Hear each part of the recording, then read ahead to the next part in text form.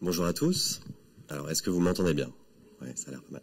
Donc, enchanté, je m'appelle Bastien, je suis le directeur commercial chez RiseUp pour la France. Aujourd'hui, le sujet que je souhaite discuter avec vous, c'est comment accélérer la montée en compétences des collaborateurs en s'axant donc sur la création d'une expérience unique pour chacun des collaborateurs en délivrant le bon contenu au bon moment et de la manière la plus adéquate possible. C'est ce qu'on va essayer de réfléchir et discuter aujourd'hui. Avant d'aller dans le cœur du thème, en quelques mots pour ceux qui ne connaissent pas RiseUp, on est donc une entreprise française qui a été créée en 2014, qui représente aujourd'hui environ 500 clients et 130 collaborateurs dans différents bureaux. Le siège social est juste à Richelieu-Drouot à côté, à quelques centaines de mètres. Nous, notre proposition de valeur s'inscrit vraiment en trois grands piliers. L'aspect plateforme de gestion de la formation, 3 en 1, LMS, LXP et outils auteurs. Je pense que ça doit parler à tout le monde, mais c'est vraiment la gestion administrative, l'expérience d'apprentissage et la création de son contenu. L'axe de service au profit vraiment des projets dans l'accompagnement, dans la conduite au changement. Et enfin, notre inscription dans un écosystème plus global, que ce soit d'applicatifs métiers, de SIRH et autres, on le verra tout à l'heure. On inscrit vraiment notre proposition de valeur autour de ces 3 grands axes. Alors, je souhaitais qu'on réfléchisse à un constat qu'on a pu faire, qui est tout d'abord le nombre d'outils utilisés par les collaborateurs au sein d'une entreprise ou les utilisateurs de manière générale pour les organismes de formation. Le constat qu'on fait, c'est qu'aujourd'hui, on a plus de 9 outils qui sont utilisés en moyenne, qui viennent de Teams, de WooClap, on en parlait, de Slack, de Salesforce. Selon son métier, on va avoir Gmail, énormément d'outils utilisés. Et à côté de ça, a priori, il y a encore assez peu de temps qui est dédié à la formation. Alors, malheureusement, je pense que tout le monde travaille ici pour augmenter peut-être ce temps dédié à la formation. Et ça, on y arrivera en créant plus d'impact par rapport à toutes les actions qu'on fait de formation. Aujourd'hui, le constat, c'est qu'on a finalement assez peu de temps. Donc, sur la base de ce constat, chez RiseUp, on a essayé de réfléchir à 2 niveaux. Au niveau organisation, donc plutôt grande échelle pour les entreprises, et au niveau plutôt petite échelle pour chacun des collaborateurs, sur comment aider à faciliter d'une part l'accès à la formation, parce qu'on le voit qu'on utilise énormément d'outils au quotidien, et comment augmenter l'impact de chaque minute, chaque action de formation qui est réalisée par les utilisateurs. Donc à cet effet, on va retrouver une notion qui nous est importante chez RiseUp. Alors je suis désolé, c'est de l'anglicisme, qui s'appelle le Learning in the Flow of Work. Le Learning in the Flow of Work, qu'est-ce que c'est? De façon vraiment simplifiée, c'est ancrer l'apprentissage dans le cœur des organisations et dans le cœur du quotidien des collaborateurs, à des fins de répondre aux 2 enjeux que je viens d'évoquer. Donc si on se concentre d'abord sur la plus grande échelle, comment est-ce qu'on peut faire en sorte d'ancrer l'apprentissage au cœur des organisations? C'est tout d'abord mettre sa plateforme de learning, donc son LMS, au cœur de son organisation. C'est pour ça qu'on a travaillé énormément chez RiseUp à un écosystème de partenariat pour être au cœur de cette organisation. Tout d'abord, dans un écosystème RH. C'est en s'inscrivant dans votre écosystème RH qu'on va être capable de venir automatiser un certain nombre de tâches depuis vos SIRH et donc d'avoir une expérience personnalisée selon les métiers, selon les business units, selon les pays, directement dans votre LMS. La deuxième brique qui nous est très importante pour proposer une expérience unique et personnalisée, c'est le contenu. Je pense qu'on a eu pas mal de pitch aujourd'hui sur l'importance également de la qualité du contenu et de l'impact de vos contenus. On souhaite, chez RiseUp, proposer une marketplace qui vous permettra d'agréger votre plateforme de différents contenus, parce que vos populations ont besoin de différentes typologies de contenu et vous devez être capable de personnaliser justement cette offre de formation et simplement dans votre plateforme. Enfin, le troisième axe qu'on retrouve sur la gauche, c'est des intégrations techniques. C'est la capacité du LMS à s'intégrer à vos outils du quotidien. Des applicatifs métiers, Microsoft Teams, Slack, Salesforce, WhatsApp, des applicatifs plutôt fonctionnels, évidemment les classes virtuelles qu'on va retrouver énormément, des marketplaces de paiement, de formation, donc vraiment de s'inscrire dans un ensemble qui permette que la formation soit au plus près des collaborateurs, plutôt que l'inverse. Ça va vraiment être ma conclusion à la fin de ce petit pitch, hein, c'est de réfléchir à comment aller à vos collaborateurs, plutôt que d'attendre éternellement qu'ils viennent à nous, qu'ils viennent à notre catalogue de formation, qu'on augmente, j'entendais la question à droite juste avant, qu'on augmente l'impact de nos formations. Allons à eux pour leur pousser ce qui va les intéresser par rapport à leur métier et dans les applications qu'ils utilisent eux au quotidien pour que ces 24 minutes soient vraiment utilisées à bon escient. Enfin, notre appartenance à un écosystème et les trois parties qu'on retrouve sur la droite sont également importantes dans un mode projet. C'est la capacité à venir implémenter, à venir conduire le changement, potentiellement même externaliser des actions de formation pour certaines entreprises, et nous, de proposer des partenaires pour ce faire. Vraiment de s'inscrire en tout cas dans cet ensemble. Ensuite, au-delà du niveau de learning in the flow of work organisationnel, on va vraiment réfléchir au niveau individuel.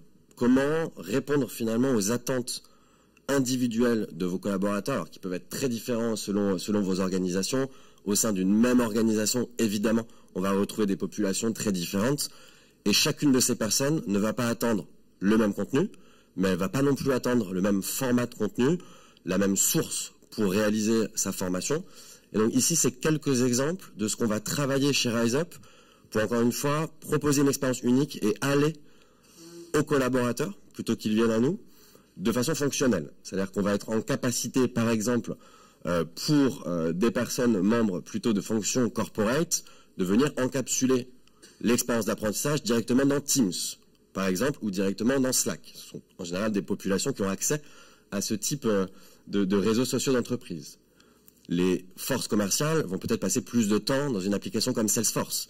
Donc, allez à eux en encapsulant votre offre de formation directement dans Salesforce, plutôt que de leur demander éternellement de retourner vers le LMS ou de retourner sur LinkedIn Learning ou d'autres applications encore qu'on pourrait utiliser.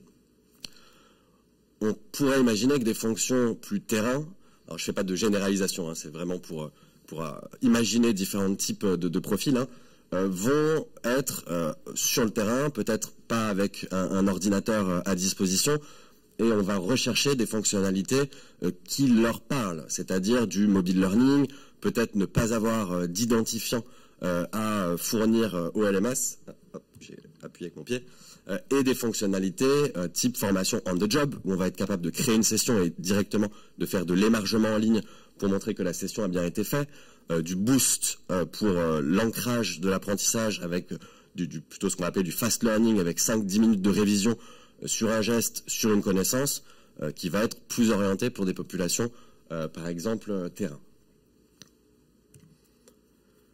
Ce qu'on voit aujourd'hui, à travers nos clients qui le mettent en œuvre, ce Learning in the Flow of Work, parce qu'il faut bien comprendre que RiseUp, c'est une plateforme LMS, LXP et conception pédagogique. Donc, c'est-à-dire qu'on peut utiliser RiseUp sans pour autant aller jusqu'à adapter vraiment sa proposition de formation aux différents profils et leur permettre d'apprendre in the flow of work, mais on voit vraiment un taux de complétion très très important pour les clients qui l'ont mis en place, hein, ce Learning in the flow of work, une population d'apprenants actifs qui est également très importante et un taux de connexion des managers qui a aussi largement augmenté. Donc pour nous, c'est vraiment un KPI très important parce qu'on voit que le succès des offres de formation passe aussi beaucoup par les managers qui ne se connectaient pas historiquement toujours au LMS, et quand on va à eux, en leur proposant du reporting sur leurs équipes depuis Teams, depuis Salesforce, ça va largement augmenter le taux de connexion. Enfin, je souhaitais vous partager un cas d'usage de notre client Célio pour vous montrer comment organiser aussi une réflexion unique par rapport à leur population. Ici, le sujet était vraiment de déployer une plateforme ultra accessible parce que leur population principale, en tout cas dans leur enjeu de formation aujourd'hui, c'est du retail, donc c'est en boutique dans énormément de pays. C'est des populations assez changeantes, avec un turnover assez important selon les moments également de l'année. Donc il fallait que la plateforme soit ultra accessible, donc des connexions sans identifiant, qu'on puisse changer sa langue à tout moment et que évidemment on puisse se former directement en tablette dans le magasin. Il y avait également un vrai enjeu d'expérience d'apprentissage modelée par les collaborateurs. Donc c'est là où il y a cette réflexion d'utiliser la conception avec ce que nous on va appeler un rôle d'auteur et permettre finalement à des sachants au sein de l'entreprise qui ne sont pas nécessairement des ingénieurs pédagogiques mais des sachants sur différents sujets de créer assez facilement des modules et de les mettre à disposition de peut-être leur boutique ou leur région.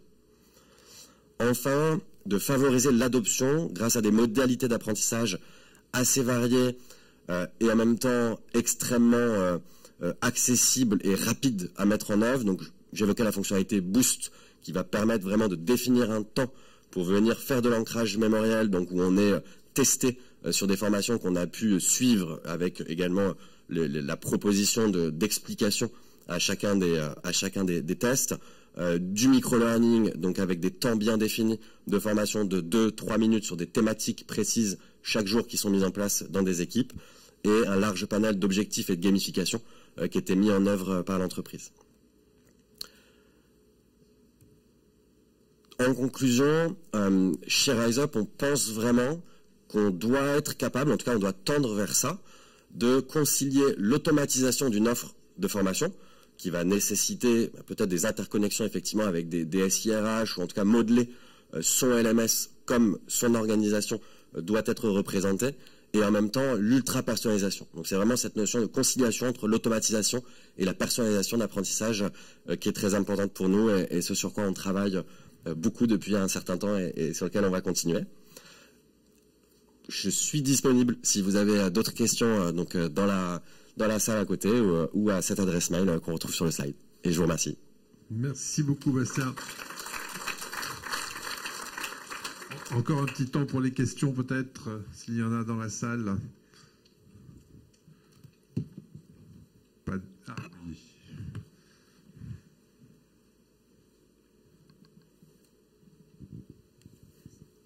Bonjour, Sana Redil, Société Générale.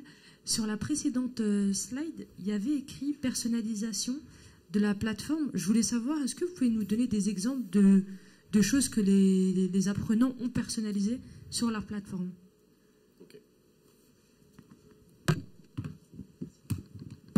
Alors, déjà dans la définition de personnalisation de la plateforme, ça peut vraiment être à plusieurs niveaux. Oui, mais c'est pas grave, je pense qu'on peut... Ça va vraiment être à plusieurs niveaux. Déjà, cette capacité que RiseUp va avoir à créer des environnements qui sont propres à chaque apprenant, et évidemment, ça va dépendre de règles de l'entreprise. Un apprenant peut appartenir à un métier, à un pays ou à un groupe, et c'est comme ça qu'on va venir personnaliser son appartenance finalement à l'un des critères qui aura été défini comme important dans votre organisation. On va être capable de définir un nombre de plateformes finalement illimité pour venir personnaliser l'offre, par exemple par pays ou par business unit pour chacun des apprenants, et ensuite vraiment jouer sur la visibilité de l'offre que vous leur proposez, en connaissant bien leur métier et ce qui va les intéresser pour chacun d'entre eux.